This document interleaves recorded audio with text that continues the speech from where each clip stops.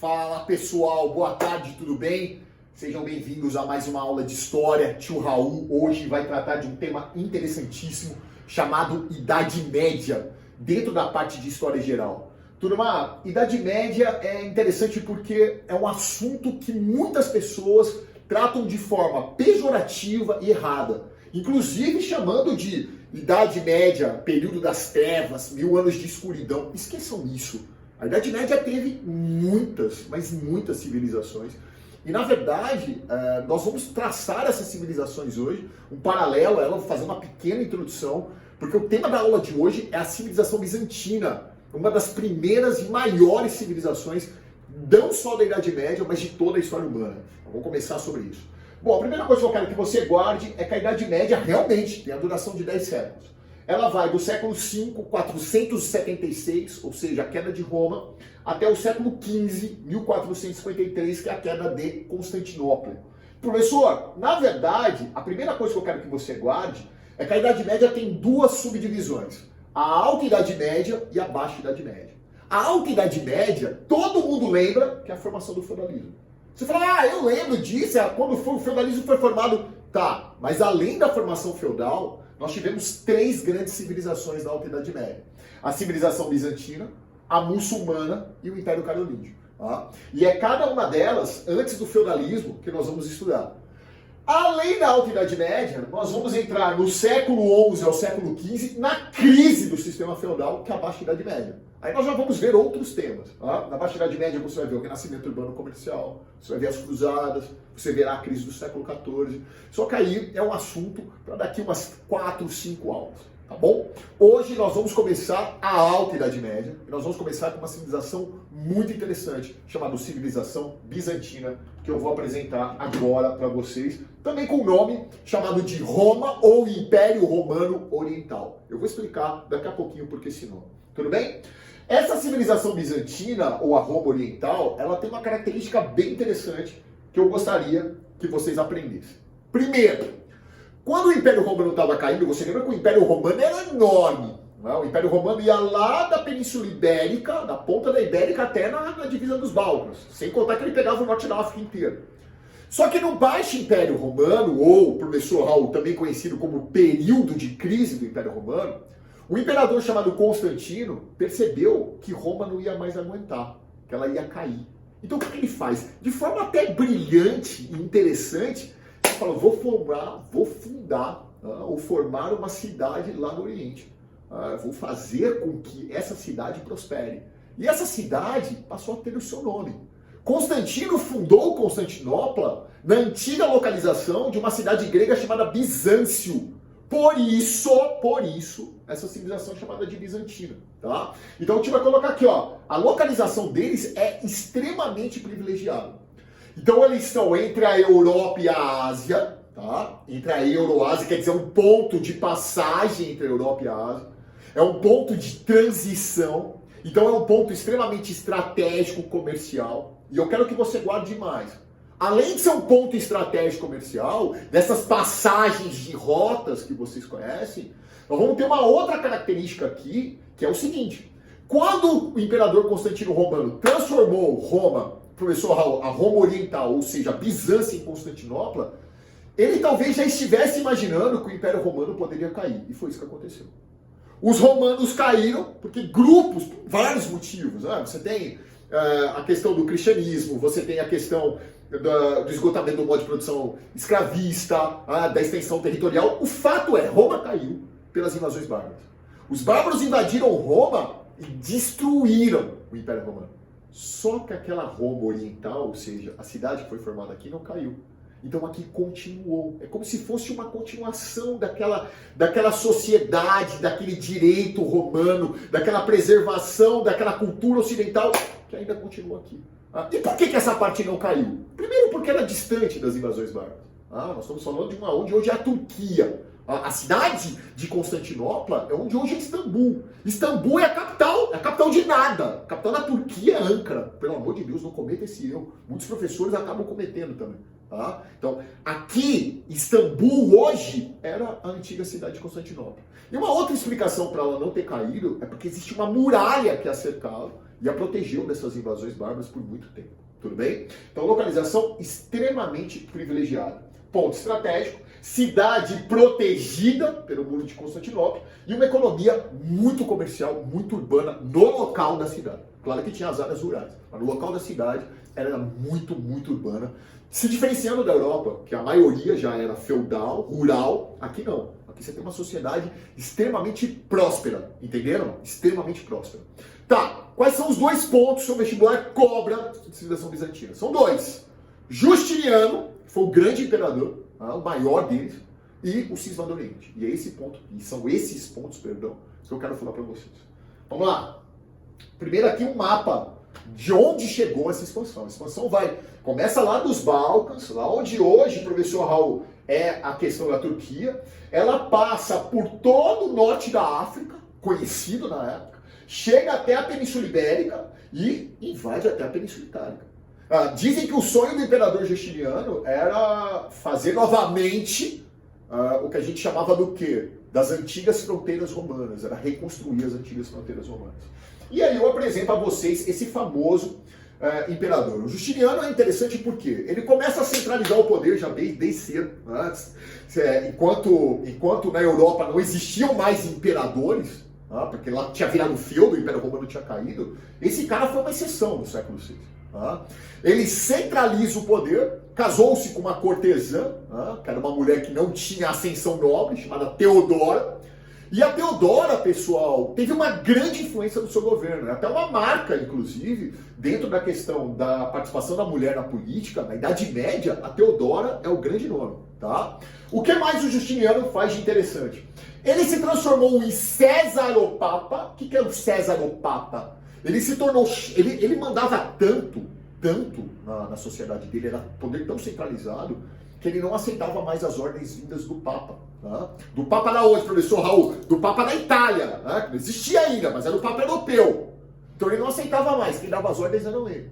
Então ele se transformou em César o Papa, ou seja, ele era chefe do Estado e chefe da igreja ao mesmo tempo. Esse pequeno detalhe, que vai fazer, inclusive, com que ele construa uma grandiosa igreja, que é a igreja de Santa Sofia, que eu vou falar daqui a pouquinho, hoje era uma mesquita, tá? Mas esse pequeno detalhe vai fazer com que a religião que surgisse aqui fosse tão diferente da Europa Ocidental, que aqui vai surgir uma nova igreja cristã, chamada Igreja Ortodoxa. Vou falar daqui a pouco.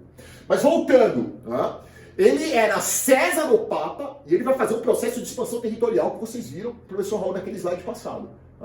Processo de expansão territorial enorme, transformando o seu império em um grande império. Aquele império que estava só nos Balcãs se transformou, na verdade, chegando no norte da África, na Península Itálica, na Península Ibérica. Então ele vai tomando boa parte do mar Mediterrâneo. Só que tem um problema.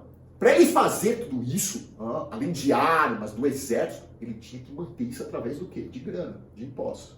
E como que ele manteve isso, pessoal? Ele manteve sobre a alta carga tributária. E essa alta carga tributária é terrível, porque vai onerar a população mais pobre, que gerou inclusive uma revolta, que é o marco ruim do governo dele, a famosa revolta do hipódromo de Nica. O hipódromo, a corrida de cavalos, era o esporte predileto deles. A população saiu quebrando tudo, era um protesto contra o Justiniano, que para continuar no poder e sufocar essa revolta, teve que usar de muita força e teve que usar de muita, entre aspas, estado de exceção, ou seja, o uso de armas, de militares, que acabou tendo como consequência mais de 3 mil mortos, que para a época era algo extremamente o quê? Extremamente alto. Uma carga como essa no governo dele foi muito difícil para ele suportar. Foi um ponto ruim do governo dele. Tá? Além de César o Papa, de sufocar a revolta de Nica, do hipódromo, ele também, professor Raul, faz o Corpus Juris Civilis, a construção da igreja, como eu citei, a centralização do poder, como eu citei, e o Corpus Juris Civilis, que é o corpo do direito civil, é o direito romano. Então, na verdade, o que ele fez? Ele pega o direito romano e acaba compilando. O que é compilando? Traduzindo para o grego, que era a língua oficial da civilização, e além de traduzindo, adaptando. Ele faz os codex, as institutas, os digestos, a adaptação das leis romanas, os princípios, os comentários, as leis feitas pelo próprio Justiniano. Quer dizer, no âmbito do direito também ele foi um grande destaque. Então reparem, é um imperador que tem muitas, mas muitas coisas para serem cobradas. Mas é claro que o ponto dele ser César o Papa e do Corpus Juris Civilis são os mais abordados.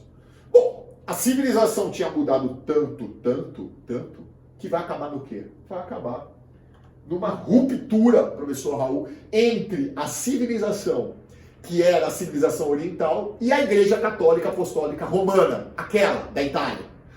Essa igreja é o marco da sua arquitetura. A Igreja de Santa Sofia existe até hoje, sendo uma mesquita. E ela vai ser o ponto principal dessa ruptura que nós chamamos de Cisma do Oriente, que eu vou explicar agora. O que foi o Cisma do Oriente? O Cisma do Oriente, de 1054, ele foi, na verdade, o surgimento de uma nova igreja. A Igreja Ortodoxa. Se você me perguntar qual é a diferença da Igreja Ortodoxa para a Católica Apostólica Romana, a primeira grande diferença, ela tem um patriarca. Ou seja, nessa época ela seguia o seu imperador. Ela existe até hoje, tio Raul, existe até hoje, óbvio. Meu sogro e minha sogra, por exemplo, são ortodoxos. A maioria dos cristãos orientais, ou seja, do Oriente Médio, da própria Rússia, eles são ortodoxos. Qual é a diferença da igreja ortodoxa para outra? Na verdade, professor Raul, a nossa, entre aspas, igreja ocidental, católica, apostólica, romana, para você que é cristão, ela não tem como base essas características, que eu vou passar que eram novidades na época. Primeiro, monofisismo. Para os ortodoxos, Pai, o Filho e o Espírito Santo. Tem muito aluno que pergunta assim, o Amém? O Amém não é uma entidade. Você está achando que o Amém é uma entidade? Então é Pai, Filho e Espírito Santo. Para eles é uma só entidade. O que seria isso, tio Raul? Para eles, Cristo e Deus eram a mesma pessoa. Eles negam a natureza humana de Cristo. Isso é monofisismo. E o iconoclasmo? São os quebra-santos. Eles não acreditavam em imagens. Eles veem a imagem como heresia, como um comércio. E na verdade, pessoal, o culto, as imagens, o dízimo pago para a igreja católica, apostólica, romana, dentro da civilização bizantina, estava pesando demais para a população. E o imperador viu nessa fonte uma maneira de ruir com toda essa característica. Foi por isso, um dos motivos do Cisma do Oriente não era só essa divergência do ponto de vista eclesiástico, filosófico, também era a questão financeira. Eles queriam deixar com que esse dízimo não fosse para a Europa Ocidental e ficasse dentro da civilização bizantina. Mas, professor, uma igreja tão forte como essa, uma civilização tão enorme como essa caiu? Caiu, pessoal. Toda grande civilização vai encontrar um dia um império mais forte. E eu vou mostrar aos senhores que império foi esse. A queda de Constantinopla, ou a queda da civilização bizantina, em 1453, veio com a invasão de um império chamado Império Turco-Otomano. O Império Turco-Otomano provavelmente foi um dos mais duradouros e grandes impérios da história. Ele derrubou Constantinopla, acabou com a civilização bizantina. Professor, mas ele quebrou aquela muralha? Ele quebrou aquela muralha. E ele vai existir dessa época, de 1453, até a Primeira Guerra Mundial. Você vai ver que nós vamos falar muito desse império ainda, o Império Turco-Otomano. Foi ele que derrubou a civilização bizantina. Tanto Maomé II como Maomé III, que fazem parte da história desses imperadores muçulmanos, islâmicos, vão transformar toda essa área em um grande império, que era uma antiga civilização muçulmana, e agora chamado de Império Turco-Otomano. Esse Império Turco-Otomano, ele tinha uma arma muito curiosa, que era o famoso canhão otomano, que foi o que ajudou a derrubar esse muro que cercava a cidade de Constantinopla.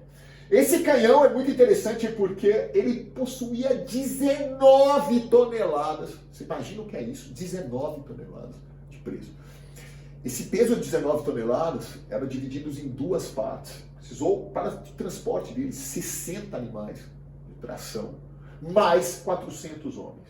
O comprimento era de 5,20 metros, não está aqui no esquema, mas o calibre da bala chegava a quase 1 metro de calibre.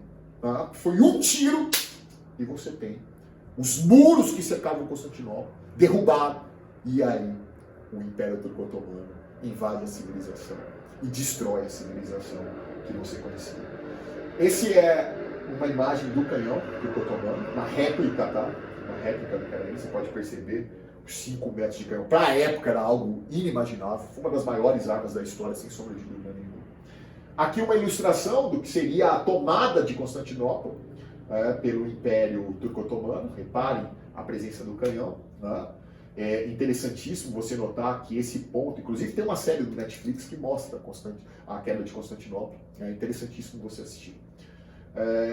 A queda dessa civilização levou, inclusive, ao florescimento de um novo império que, por muitas vezes, se apropriou da arquitetura e da arte da civilização, que é muito cobrado dentro da parte de história da arte. Tá? O legado maior da civilização bizantina é, sem sombra de dúvida, a preservação da cultura greco-romana. Tá? Você tem muito da estrutura do Império Romano aqui, sobrevivendo aqui. Tá? O aperfeiçoamento do direito, o direito romano foi muito aperfeiçoado nessa civilização.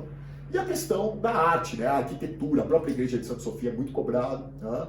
A questão dos mosaicos, os mosaicos coloridos sempre remetem à arte oriental. Tá? Aqui nós temos Jesus retratado dentro da questão do mosaico oriental, muito famoso, é muito cobrado. E os interiores das igrejas, mostrando toda a riqueza e toda a parte eclesiástica, a ligação com a religião cristã que eles possuíam. Tudo bem? Pessoal, um abraço. Essa foi a aula da civilização bizantina. Fique com Deus.